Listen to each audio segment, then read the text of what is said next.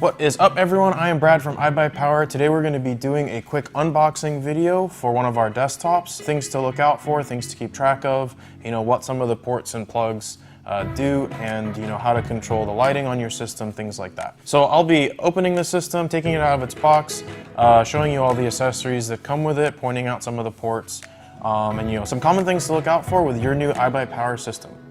All right, so we're gonna go ahead and take the system out of its box. Cut the tape here.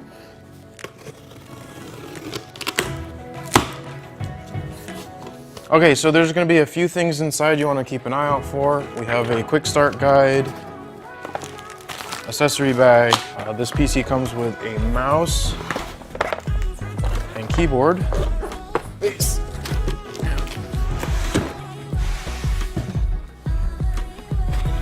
Go ahead and pull the protective foam off the sides of the system.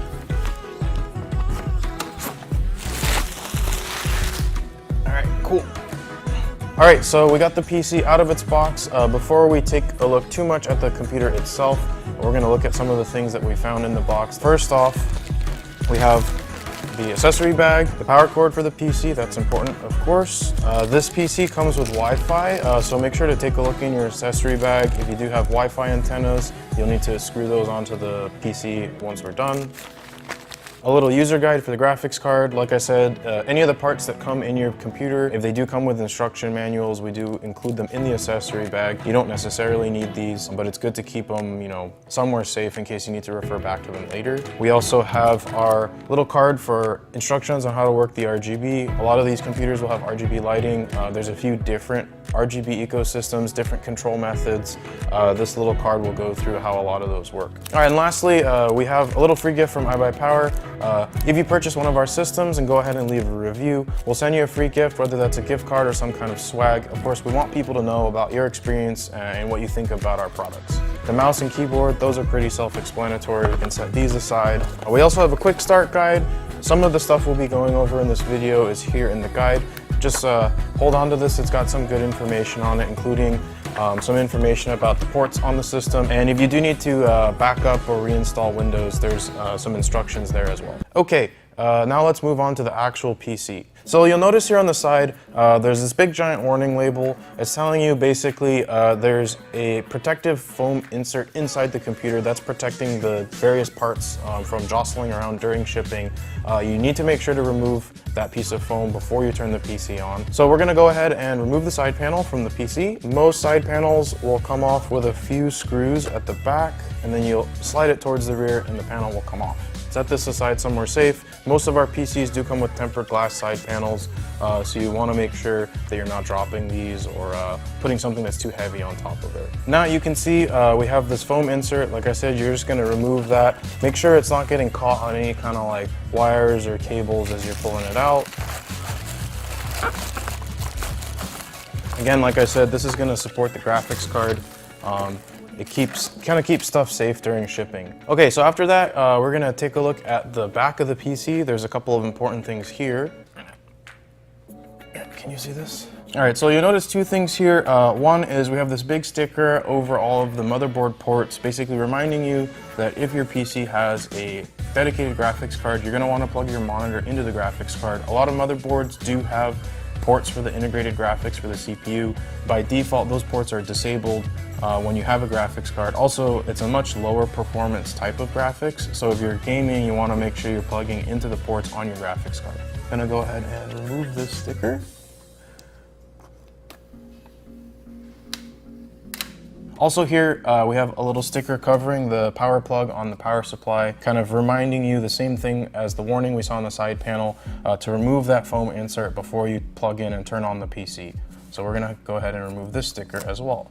All right, so let's go ahead and take a look at the ports and plugs on the back of the PC. Starting here at the top, we have the connections for the Wi-Fi antennas. Not every PC will have these external connections for Wi-Fi, but this is pretty common nowadays. Again, remember to find the antennas that we had in our accessory bag and screw those in there. Below that, we have the legacy PS2 ports for keyboard and mouse. Not every system will have these as well, but it will give you a little bit of support for those older keyboards and mice. Then we have are blue USB 3 ports. There's 2 sets of those, 2 here, 2 here. In between, we have an HDMI port.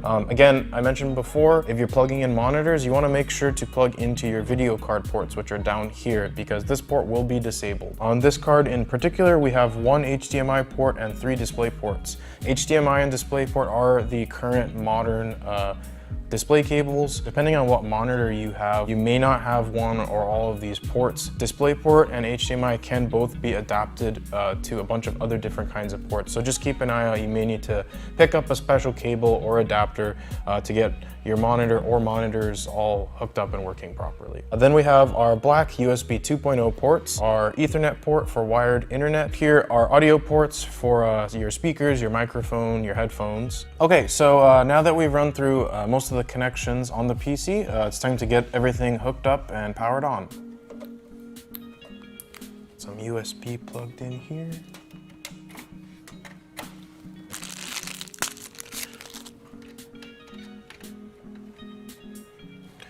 And I'm gonna turn it.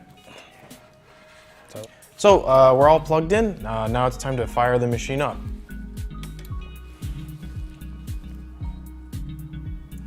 So there's a few things that we do recommend you do when you first get the machine started up. Of course, you're gonna have to go through and create your Windows user ID, set up some of your personal settings. But after that, there's a couple of things we definitely recommend that you do. First off, we recommend you check all the ports on the PC. That includes the front panel USB, front panel audio, and all the USB and connection on the rear panel, and as many of the display ports on your graphics card as you can. This will make sure that, in the future, if you do need to expand and, add anything, you don't suddenly run into, a dead port or, something that was loose or disconnected. Just want to make sure everything's working right on day one. A lot of people ask us, what kind of software should I download? Actually, the thing we recommend, whatever game you are hyped about playing or a game that you have been playing, go ahead and install that one right away. Give the machine a good workout right off the bat. You really want to make sure that it's performing as expected. Within the first couple of days, depending on your speed of your internet and how many times you restart the PC may go through some Windows updates, some file indexing, so there may be a few slowdowns right at the beginning, but after all that is done, after you're fully up to date, you should have, pretty flawless performance. There shouldn't be any kind of, like I said, slowdowns, no kind of crashing or freezing, nothing like that. It should work flawlessly right out of the box. If you do have any issues with the PC, make sure to get in touch with our support as soon as you can. Of course, all of our PCs do come fully warranted, parts and labor. So if you have any issues, make sure to call us, and we can work through these things with you. So lastly, of course, you do notice this PC does have some RGB lighting going on. We do get a lot of questions about, how that's controlled. If your computer does come with the RGB quick start guide, you can refer to that. But if it doesn't come with it, basically there's 3 main ways that RGB is controlled on our systems. The first way and the most common way is through motherboard software. So the RGB lighting in the system will be plugged into a header on the motherboard, and you'll use the RGB software that comes with the motherboard to control the lighting. There's 4 main motherboard software. For ASRock or iBUYPOWER branded motherboards, that's going to be Polychrome RGB. For ASUS, that's going to be Aura. For MSI, Mystic Light, and for Gigabyte, that's RGB Fusion. They give you a pretty good level of customization in terms of what you can do with the lighting in your PC. The second way is through a remote, either infrared or wireless. The remote will have little buttons that you can press to change the color manually. Usually, if the PC does come with a remote, it means that there was no available motherboard header to control the RGB lighting, so we use a remote instead. The last and the least common is a button on the case that actually manually toggles the RGB to different colors. This is usually for more inexpensive systems where the motherboard can't have a RGB header. Okay, so that wraps it up for our unboxing and quick start video. Again, if there was anything unexpected that happened during your PC setup, any weird behavior or things that didn't go as we described it in this video or in the quick start guide, make sure to let us know. Give us a call, hit us up on live chat, social media, whatever, and we'll try to get it taken care of right away. Anyways, again, I'm Brad. Thanks for tuning in, and we'll see you guys online.